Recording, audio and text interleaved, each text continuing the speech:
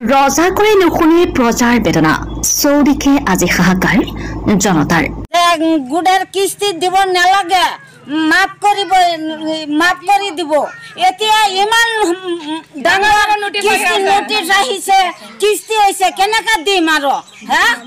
দুখীয়া মানুষ তার মুখের দাম নাই না কি হ্যাঁ তার মুখের দাম নাই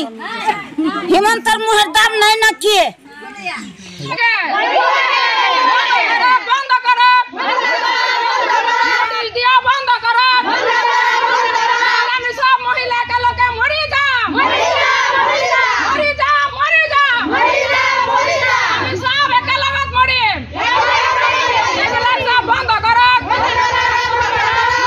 কলিয়াবৰত মাইক্ৰ ফাইনেন্সৰ বিৰুদ্ধে পুনৰ প্ৰতিবাদত নামিল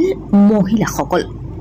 মুখ্যমন্ত্ৰী হিমন্ত বিশ্ব শৰ্মাৰ প্ৰতিশ্ৰুতিত পতিয়ন গৈ এতিয়া বিপদত পৰিছে মাইক্ৰ ফাইনেন্সৰ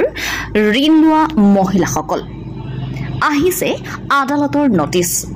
মাইক্ৰ ফাইনেন্সৰ পৰা ঋণ লোৱা মহিলাসকলৰ ঋণ চৰকাৰে পৰিশোধ কৰিব সংশ্লিষ্ট মহিলাসকলে পৰিশোধ কৰিব নালাগে মুখ্যমন্ত্ৰী হিমন্ত বিশ্ব শৰ্মাৰ এই ঘোষণাৰ পাছৰে পৰাই বহু মহিলাই মাইক্ৰ ফাইনেন্স কোম্পানীক পৰিশোধ কৰা নাছিল ঋণৰ কিস্তি কলিয়াবৰ আমবাগান পূব শুৱালনি পাছত এবাৰ কুলিডুঙা ভৰি থোৱা খামখোৱা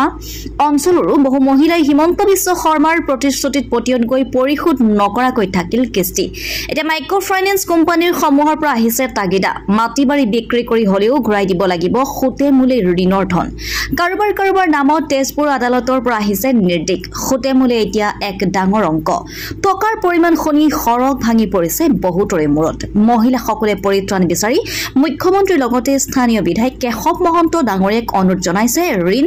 মাফ কৰি দিবৰ বাবে কলিয়াবৰ পৰা অনুপৰৰ ৰিপৰ্ট আসাম লাইভ 7 নমস্কাৰ আমি বৰিদুৱা গাঁৱৰ মহিলা ৰাইজবিলাক আমি ওলাইছো কাৰণ ইলেকশ্যনৰ সময়ত তেতিয়া চৰকাৰে কৈছিলে যে আমাৰ মাইক্ৰ ফাইনেন্সৰ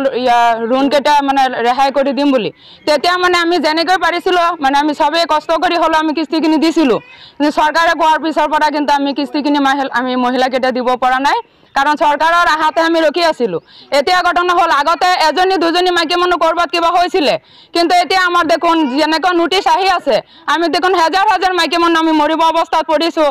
ঘৰে ঘৰে যেতিয়া নোটিছ আহি আছে এতিয়া কৈ আছে ধমকি দি আছে বলে আমি হেৰি কৰিব বলে এই মাটি বলে হেৰি লৈ যাব চৰকাৰে কি কয় লাল ৰিচান মাৰি দিব তেনেকৈ ইমান ভয় দেখাই আছে এতিয়া দেখোন লাখ লাখ মহিলা আমাৰ মৰিব বিচাৰিছো কাৰণ এতিয়া যদি চৰকাৰে যদি এইবিলাক আমাক যদি সহায় নকৰে তেতিয়াহ'লে আমিতো সব মৰিব লাগিব মৰিমেই আমি সব একেলগত মৰিম অকলে মৰিব লাগে আমি সব একেলগতে মৰিম